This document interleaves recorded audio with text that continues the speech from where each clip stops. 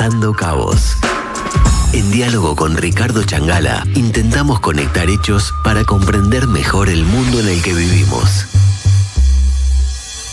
Nos estamos reencontrando, como cada semana, con el doctor Ricardo Changala, en un día que no es el habitual, pero siempre es un placer reencontrarnos con Ricardo, y tal vez el tema preferiríamos que fuera otro, pero es parte de la realidad que nos toca vivir. Ricardo, bienvenido una vez más. ¿Cómo andás, Álvaro? Qué gusto verte y estar contigo y con la audiencia. Estamos más cerquita, en estos días estamos más cerquita. Estamos más cerquita. Hoy no estás como migrante, estás como uruguayo, en territorio uruguayo. Sí. Eso es verdad, pero hablando de estos temas que tienen que ver con las migraciones y hechos políticos que uno escucha todos los días, comentarios que se hacen y a veces es interesante reflexionar sobre el entorno de los mismos, ¿no? Yo digo que en resumidas cuentas el mensaje podría ser, bueno, buena parte o todos los países que están muy preocupados por la cantidad de personas que no nacionales, que digamos, que llegan a sus países y que consideren que eso es un problema serio y tienen muchas ganas de expulsarlos, como estamos viendo ahora en el caso de Estados Unidos. Parece que nunca no asumen ningún tipo de responsabilidad sobre esos hechos que generan estas situaciones. Y esa es un poquito la reflexión que quería hacer. Si te parece, arrancamos. Claro que sí. Bueno, es esta idea de la construcción del migrante como uno más de los enemigos de los estados. En caso un enemigo interno, ¿no? En alguna época fueron los comunistas, los terroristas, lo que se te ocurra. Y ahora parece que los migrantes son responsables de todos los males, o buena parte de los males del mundo, ¿no? Y de algunos países. Estos días no hay momento que no escuchemos algo sobre Estados Unidos, el tema de los migrantes y cómo están enviando gente de vuelta a sus países o a otros lugares, como incluso Guantánamo. Realmente una temática muy compleja con muchos dramas familiares, ¿no? Pero quería hacer algunas reflexiones sobre el tema. Primero, que no es un tema solo de esta administración. En realidad, si vemos como podemos ver la imagen, si lo que está mirando por MOV o por YouTube, que en realidad las administraciones anteriores demócratas fueron muy intensas en la expulsión de migrantes, ¿no? Tampoco pasa que Trump se propone expulsar millones de personas, ¿no? Y por eso declaró que hay una emergencia nacional. Ahora, esta política además tiene unas cuestiones un poquito contradictorias. Primero, porque realmente lograr expulsar ese número de personas es prácticamente imposible. Hay una serie de gente que ha hecho cálculos y que esto llevaría muchos años y muchos costos, pero además es un poquito contradictoria con esto que él plantea también, de devolver la grandeza de América o Estados Unidos a partir del proteccionismo y la revitalización de la industria local, porque la industria local, ¿quiénes son los que trabajan? Buena parte son migrantes. Entonces, es como, ahí hay una suerte de contradicción que tiene que ver más con discursos y ideología más que con realidades concretas, ¿no?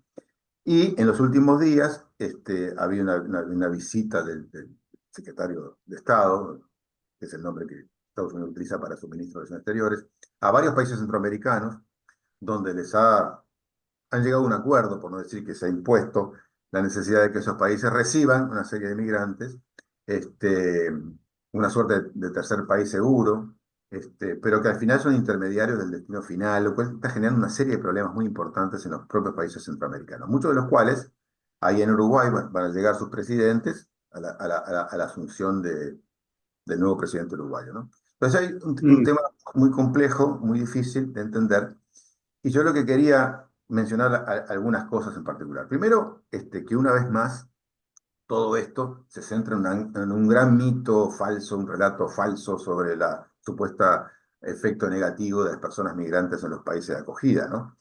Por si faltaba algo, acaba de hacer una publicación, acaba hace poquito, ¿no? Unas semanas, unos meses, un instituto alemán, insospechado de cualquier tipo de visión que no sea cercana a los gobiernos europeos, que demuestra claramente que no existe ninguna relación entre criminalidad y condición de migrantes, ¿no? Porque buena parte del discurso de Trump se centra en eso, ¿no? Que son un montón de delincuentes. Bueno, eso no es cierto tampoco en Europa, tampoco en Alemania, tampoco en ninguna parte, ¿tá? Así que ahí, una vez más, ese discurso es negativo. Pero yo quería vincular esto también al tema de las causas. Nunca se habla de las causas de las migraciones, de las causas profundas de las migraciones.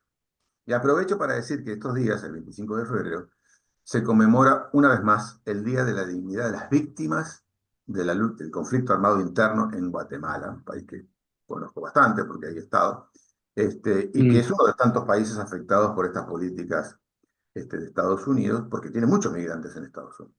¿Y qué es lo que se celebra el 25 de febrero? Bueno, que ese día se publicó un informe por Naciones Unidas, el informe elaborado por un organismo que se llamó la Comisión del Esclarecimiento Histórico, y cuyo nombre se llama Memorias del Silencio, donde da cuenta de todas las aberraciones ocurridas durante el conflicto armado interno. Es un nombre muy elegante, podemos buscar otros nombres, pero ese es el que se da, que pasó durante 36 años, precedido además por el golpe de Estado del 54 que fue promovido por los Estados Unidos, donde, para no aburrir en cifras, más de 200.000 hombres, mujeres, niños, niñas fueron asesinados o desaparecidos, y entre otras cosas hubo por lo menos 50.000 personas desplazadas hacia el exterior, básicamente en México, ¿no?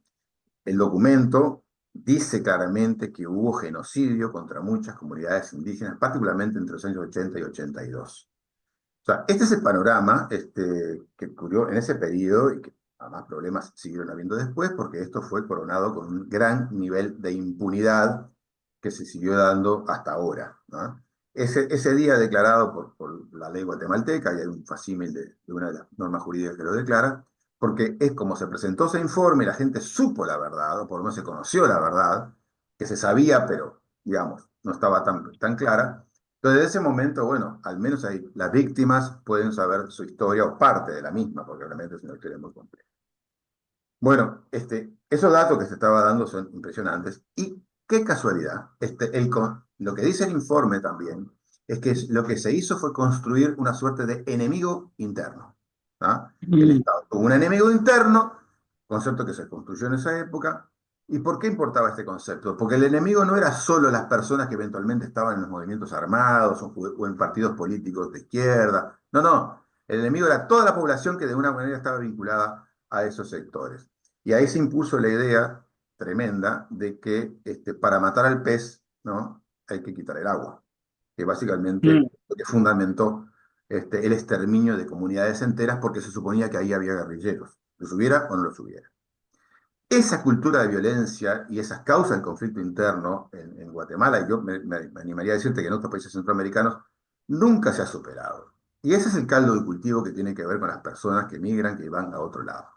Pero además, hay que decir claramente que en ese proceso de, de represión interna, Estados Unidos tuvo mucho que ver, porque fue un país que apoyó militarmente a las dictaduras, y vendió armas, y en los periodos que no vendió armas Estados Unidos lo hizo Israel.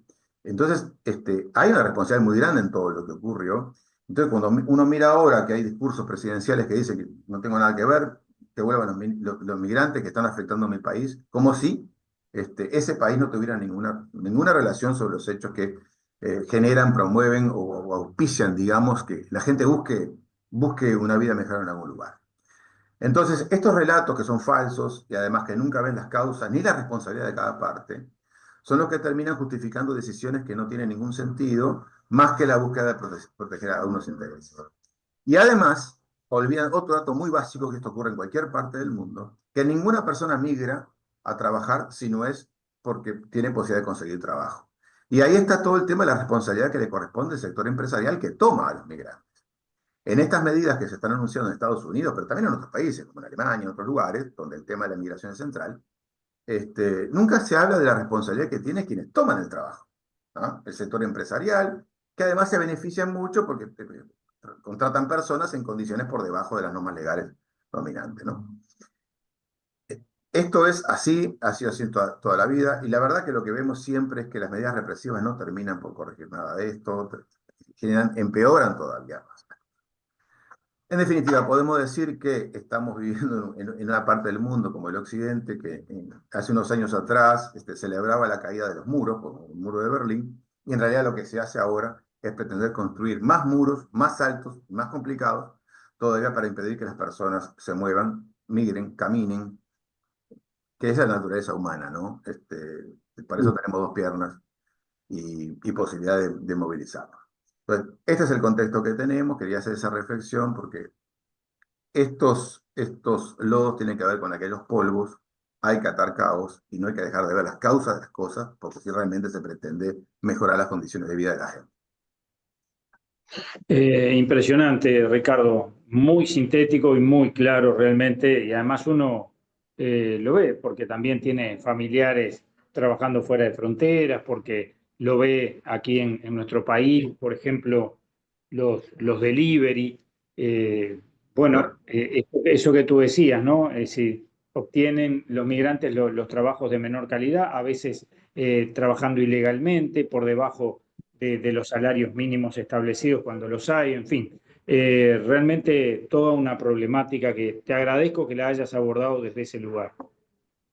Bueno, me gusta mucho que te interese el tema y realmente hay mucho para profundizar y para hablar y no quería dejar pasar este momento para levantar esta temática. Así que por ahora nos quedamos por acá.